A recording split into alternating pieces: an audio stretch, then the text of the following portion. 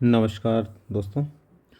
देखिए अभी कुछ दिनों से निदेशालय संस्कृत शिक्षा राजस्थान के द्वारा जो ग्रेड थर्ड की शिक्षक भर्ती संस्कृत विभाग के लिए होनी है उसको लेकर के काफ़ी चर्चाएं हैं। और मैंने भी पहले एक वीडियो के माध्यम से ये बताने का प्रयास किया था कि लगभग 2000 से अधिक भर्तियां इसमें होने वाली है। हालांकि ये 2000 भर्तियों में फेरबदल होने की पूरी पूरी संभावना है, क्योंकि ये आंकड़ा थोड़ा पुराना है। तो निश्चित रूप से अभी नई विज्ञप्ति के साथ में इनके पदों को निश्चित रूप से घटाया बढ़ाया जा सकता है। लेकिन यहाँ पर अभी मैं जिस मकसद से इस वीडियो को बना रहा हूँ उसके पीछे है कि बहुत सारे विद्यार्थियों के लगभग 50-60 विद्यार्थियों के ऐसे कमेंट्स मैंने विभिन्न वीडियो पर देखे या उस वीडियो पर भी देखे, जिसमें उन्होंने ये जानने का प्रयास किया कि आखिर ये जो भर्ती होगी उसमें योग्य कौन होगा, यानी कौन से विद्यार्थी उसमें बैठ पाएंगे। तो दोस्तों इसीलिए उनकी जानकारी के लिए मैं बता देता हूँ। सीटें कम ज़्यादा हो सकती है, पुरानी सीटों के अनुसार मैं बता रहा हूँ आपको कि पहले से जो घोषित है उसके अनुसार लेवल फर्स्ट के अंदर 141 पद तो हैं वो संस्कृत के हैं, और 131 पद जो सामान्य के हैं। ये लेवल फर्स्ट की बात कर रहा हूँ मैं, ठीक है। अब दोस्तों यहाँ पर क्या है, आपको ध्यान ये रखना है कि जो 141 संस्कृत के और 131 सामान्य पद है, इसका अर्थ ये हुआ कि ये विभाग से जुड़े हुए जो विद्यार्थी हैं केवल उनके लिए हैं। यानी 141 पद ही अगर रहते हैं, अगर बढ़ते हैं तो भी घटते हैं तो भी, जो भी स्थिति इनमें रहेगी तो उसके अंदर केवल वही लोग भर्ती हो पाएंगे जो वरिष्ठ उपाध्याय यानी संस्कृत की जो 12वीं क्लास पास होती है। दो तरह की हमारी 12th होती है, एक तो सामान्य की होती है, एक संस्कृत विभाग से होती है। तो संस्कृत वाली जो वरिष्ठ उपाध्याय है 12वीं की परीक्षा पास है और उसके बाद संस्कृत में ही उन्होंने बीएसटीसी या डीएलएड किया है, तो ऐसी स्थिति के अंदर वो इसके लिए योग्य होंगे। यानी कि इसके अंदर बीएसटीसी और इसको हम डीएलएड के रूप में भी हम जान सकते हैं, तो डीएलएड भी इसके लिए वर्तमान समय में नाम है, तो वो भी आपको ध्यान रखना।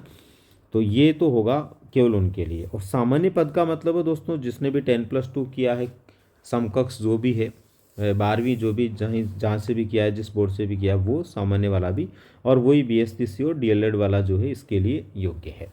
तो यहाँ पर ये कन्फ्यूज़न आप लोगों का नहीं रहे, दोनों ही लोग इसके लिए योग्य हैं, लेकिन पद इसमें कुछ कम है। फिर भी दोस्तों कुछ पद भी हमारे लिए कई बार बहुत कुछ हो सकते हैं। 2-5 पदों के ऊपर भी व्यक्ति का चयन होता ही होता है। तो ये नहीं सोचें कि पद कम है, लेकिन सुनिश्चित रूप से अपनी तैयारी बरकरार रखें।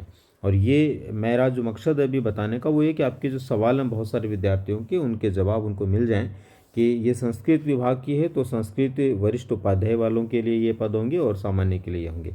इसके बाद में लेवल सेकंड के लिए यहाँ पर बात की जाए तो लेवल सेकंड के लिए पहले से जो प्रस्तावित हैं वो पद मैं इसमें बता रहा हूँ, और साथ ही साथ अभी इसमें फेरबदल होने की पूरी पूरी संभावना है। वो आपके नसीब की बात है कि इसमें कितने पद और बढ़ते हैं, तो अच्छी बात है। लेवल सेकंड के अंदर दोस्तों यहाँ पर क्या है, मैं प्रस्तावित पहले से उसके अनुसार 60 पद संस्कृत के हैं। और संस्कृत का मतलब ये हुआ कि उसमें केवल वही लोग योग्य हैं जो वरिष्ठ उपाध्याय किया हुआ है, उसके बाद में शास्त्री किया है, और शिक्षा शास्त्री जो बीएड होता है संस्कृत के माध्यम से वो किया हुआ है, केवल वही इसके लिए योग्य होगा। यानी लगभग ये संस्कृत के जो 60 पद हैं इसके लिए वही व्यक्ति योग्य हैं जिन्होंने विभागीय परीक्षाओं को पास किया है, यानी कि संस्कृत विभाग के स्कूलों में पढ़ा है, वहीं से उसने जो है प्रवेशिका की यानी 10वीं है, वहीं से उसने 12वीं यानी वरिष्ठ उपाध्याय की है, और उसके बाद में शास्त्री और शिक्षा शास्त्री आदि उसने किए हैं, ठीक है।